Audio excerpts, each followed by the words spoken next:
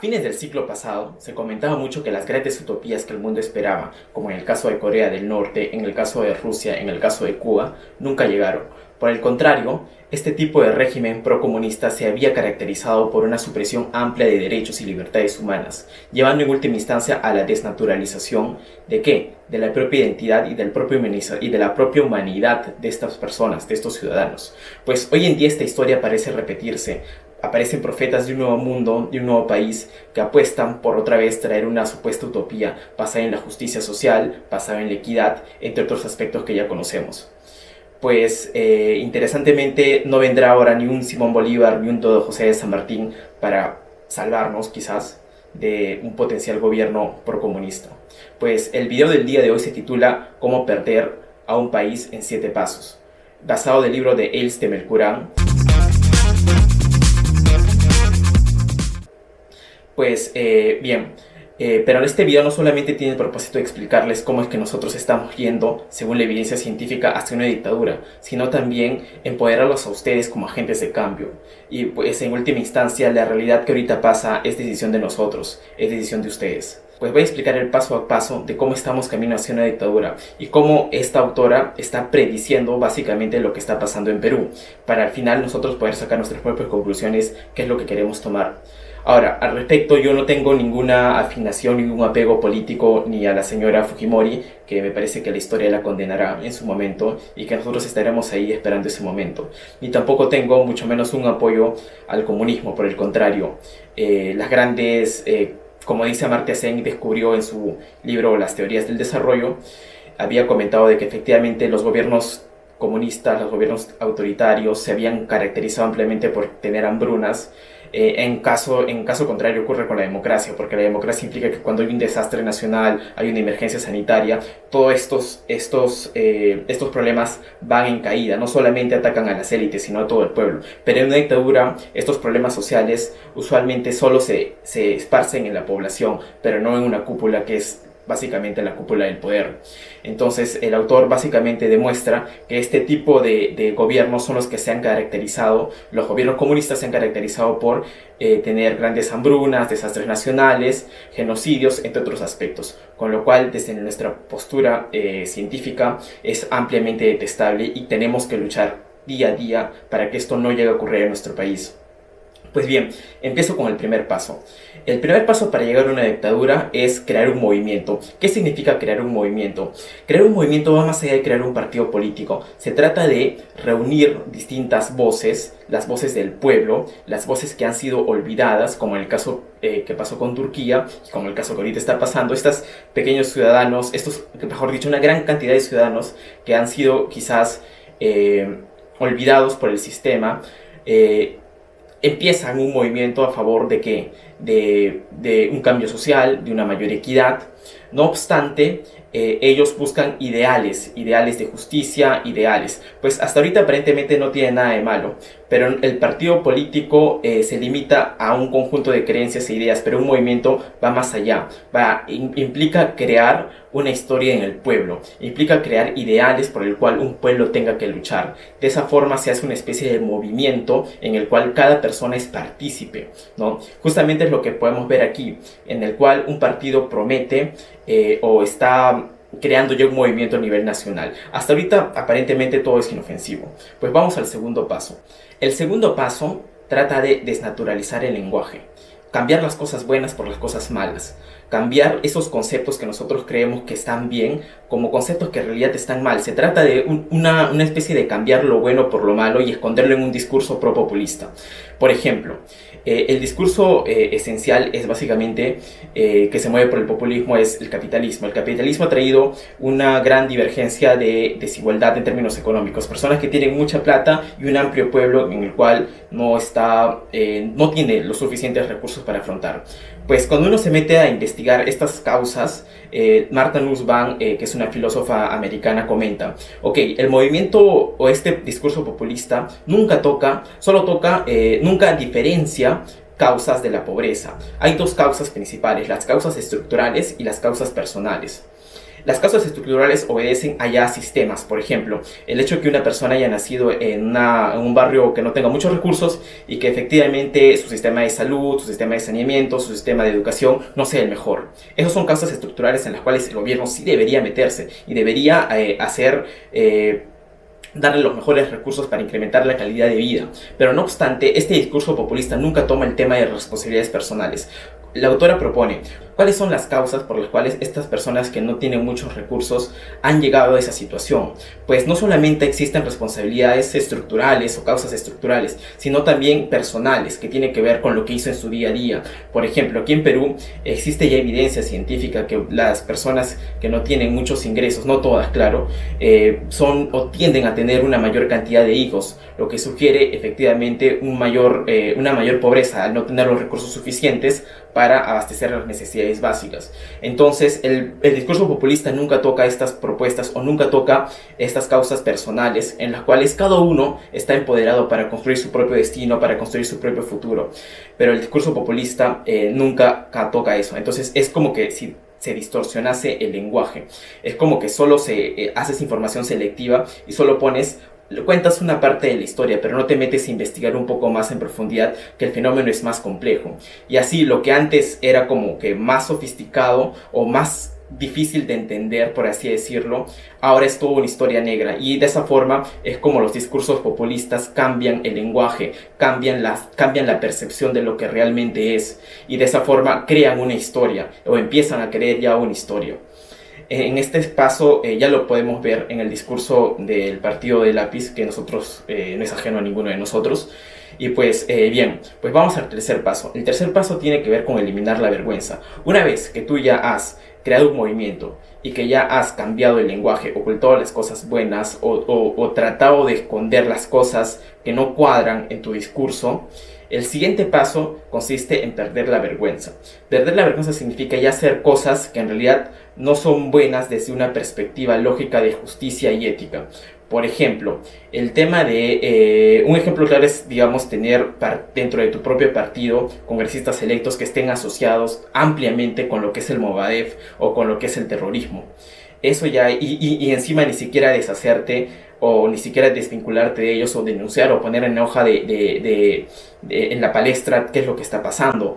O el tema de decir que el gobierno de Maduro es una democracia. De cierta forma ya se ven indicios de que no hay vergüenza en lo que estas personas quieren hacer. Ahora, también es cierto que Keiko Fujimori no tiene la más mínima vergüenza de presentarse en estas elecciones presidenciales con todo lo que tiene. Ella es sinvergüenza total, pero también este señor cumple con esta etapa, ¿no? Pierde la vergüenza, comentan en su plan de gobierno la estatización de empresas, y bueno, todos sabemos cómo es que esto ha llevado a regímenes como el de Cuba, y entre otros que se prometían las utopías, pero nunca han llegado, no existe evidencia científica hasta ahora. Entonces, el tercer paso es perder la vergüenza, que ya lo podemos ver. El siguiente paso tiene que ver con desmantelar el sistema político judicial. Pues esto ha sido evidencia en todas las dictaduras. Tienen como común denominador el hecho de cambiar, el hecho de ajustar a sus propias necesidades el sistema judicial. Lo hemos podido ver en el caso de Turquía, lo hemos podido ver en el caso de Maduro, entre otros países. Pues efectivamente, ahora ustedes se preguntarán, pues efectivamente este partido quiere desmantelar el sistema judicial. En su plan de gobierno sí tiene un acápite relacionado, el capítulo 15 si no me equivoco, que es relacionado al cómo es que ellos quieren también cambiar ese sistema judicial en pro de algo más justo, de que no sean jueces vendidos para otros fines, quizás corruptos. Y es así de que ya se tiene en mente de cambiar, no desmantelar, digamos, pero sí cambiar el sistema judicial. Pero lo que nunca encontramos en su plan de gobierno es qué cosa. Es cómo es que van a poner estos mecanismos para cambiar a estos jueces. ¿Cuáles van a ser estos mecanismos de transparencia? ¿Cómo se va a hacer? ¿Cómo nos vamos a asegurar? Pues eso el plan de gobierno omite totalmente. Y me parece sumamente preocupante que se quiera hacer todo un cambio a nivel de justicia, a nivel institucional, y donde no se pongan los mecanismos claros con los cuales no va a haber intervencionismo, no va a haber información o no va a haber decisiones propias del partido a favor por parte de la justicia, ¿no? Entonces, ¿es preocupante esto? Sí. Ahora, también tiene que ver en este paso no solo el desmantelamiento judicial, sino también el político. Y pues el político lo podemos ver a través de esta nueva asamblea constituyente que ellos quieren hacer. Todo apunta que hacia este paso ya es como que si estuviese planeado o como que si estuviese en pro. Y para ser honestos, este caso es muy similar a lo que pasa en Turquía. Al final vamos a ir viendo cuáles son los siguientes pasos más y vamos a ir viendo cómo es que se relaciona, es tal casi igual la historia como en Turquía. Ahora, el siguiente paso es diseñar a tu propio ciudadano. Este es el paso más importante, yo diría, para instaurar o estar camino a una dictadura.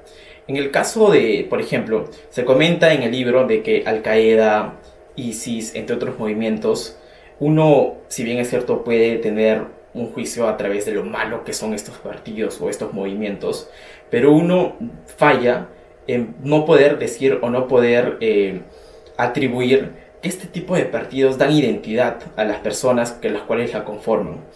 Venden una historia, venden enemigos, venden héroes, venden salvadores, perdedores y ganadores. Y es lo que mismo pasa ahorita.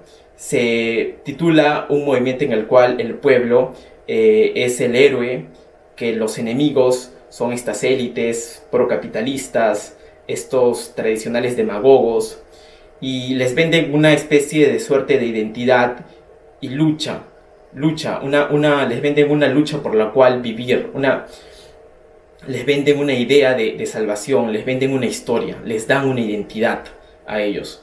Y de esa forma, pues tienes ya personas de un movimiento que van a ser objeto de quizás mucho manipulación. Ya son personas que están y que sí estarían dispuestas a hacer varias cosas con el propósito de defender esta historia y con el propósito de seguir. Entonces aquí se teje una historia de villanos, héroes, brujas, y en general se da identidad.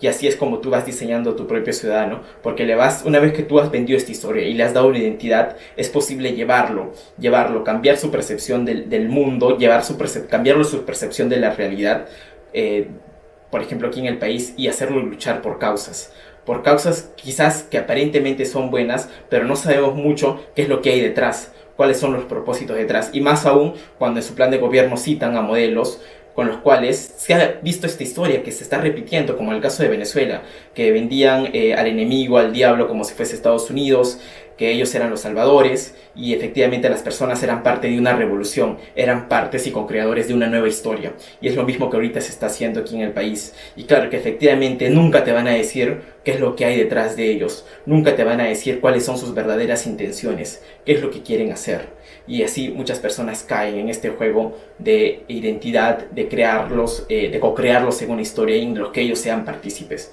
Y pues quizás esto sea algo muy interesante, porque quiere decir que el ser humano está constantemente buscando una identidad, algo por qué luchar, algo por qué entregarse de su vida. Y eso es quizás el mayor acierto de estos partidos populistas que ya hemos visto, y que la historia, como la autora comenta, se ha repetido y una y otra vez en los países dictatoriales. Y esta es la realidad. Mientras más nos neguemos en aceptar esto, o mientras más nos parezca algo que va a pasar quizás lejano, más estamos cayendo en el juego. Este es acerca de nuestro país. Es acerca de tus sueños también, porque están hipotecados aquí quizás. Y mientras más no aceptemos esta realidad, o mientras más nos neguemos a creer o a querer creer en que estas personas quieren hacer bien, quizás estamos siendo ingenuos, porque la misma evidencia científica nos está diciendo ya esto y nos advierte. El siguiente paso consiste en dejar que se rían del horror. Una vez que estas personas ya han tomado el poder, y que dicho sea paso, esta etapa todavía no se ha llevado a cabo, es en la cual tú puedes justificar, a causa de una historia, de una revolución, de un movimiento, crímenes. Lo hemos visto esta historia se repite tantas veces, que lo hemos visto en países en los cuales personas que han atentado contra ese movimiento, que no han querido, que no se parecen al partido líder, en el cual la tildan de anticomunista o anti el movimiento que ellos representan, está destinado a ¿qué? A morir, a estar en la cárcel, a quitarle todas las derechos y libertades civiles. Y de esa forma, en eso consiste el paso. Una vez que has vendido una historia al pueblo y le has hecho creer que hay villanos y héroes, puedes hacer lo que sea con estos supuestos villanos, los cuales evidentemente la única característica es que no piensan como ellos. No piensan como ellos, no defienden esos valores los cuales ellos profesan. Y por último, el último paso es construir tu propio país. Una vez que ya has vendido esta historia a todo el pueblo, los has hecho creer que son los héroes y has podido desmantelar no solamente el sistema judicial, has podido cambiar el lenguaje, lo bueno por lo malo, y has hecho información selectiva a costa de tu propia historia, a costa de vender algo que tú querías, ya construiste un nuevo país y puedes hacer lo que quieras con estas personas. Pues y así se llega a una dictadura. Bueno, ahora que ya hemos visto esto, efectivamente la evidencia sugiere que este partido de lápiz va camino hacia la quinta etapa. La sexta y séptima solo la podremos ver o podremos tener alguna evidencia si es que llega al gobierno. Pues la cena está servida. Han visto este video en el cual en última instancia es para empoderarlos a ustedes y ustedes también puedan difundir este conocimiento, puedan comentar los riesgos que tiene esto, que el riesgo es bastante grande. Es todo un país. Efectivamente resalto una vez más que yo no soy pro-fujimorista. La historia juzgará a Keiko. La historia Keiko te juzgará y estaremos ahí nosotros para ver y también para juzgarte desde nuestra propia perspectiva. Si ustedes me preguntan qué pasa si sale elegida Keiko, pues creo que si nosotros hemos sacado a un presidente como fue Merino, también lo podríamos sacar a ella. Pero no tenemos, pero quizás tenemos esa seguridad de que no hay matices tan profundos o tan remarcados como este partido si los tiene hacia una dictadura. Este video me tomó mucho tiempo leer, asociar las ideas, investigar, leer el libro, entre otras cosas. Si te gustó, suscríbete a mi canal. Yo enseño a investigar a las personas, he sacado un programa en cómo hacer tu tesis en corto tiempo y con alta calidad. Te lo garantizo yo. Pues visita mi página web, suscríbete. Bueno, en el siguiente Upper Show comentaré cómo es que la liberalización económica ha afectado para bien o para mal el país, basado en mi propio estudio que hice para licenciarme de la universidad. Y pues las respuestas son bastante interesantes y efectivamente quizás estén en una agenda de investigación, porque hoy en día se habla mucho de esta liberalización, se trata mucho de cerrar fronteras, de abrir las fronteras, de perdedores, de ganadores. Pues creo que las ideas que voy a comentar serán bastante valiosas, no solamente para los ciudadanos, sino también para los políticos. Pues nos vemos en la siguiente clase y un saludo.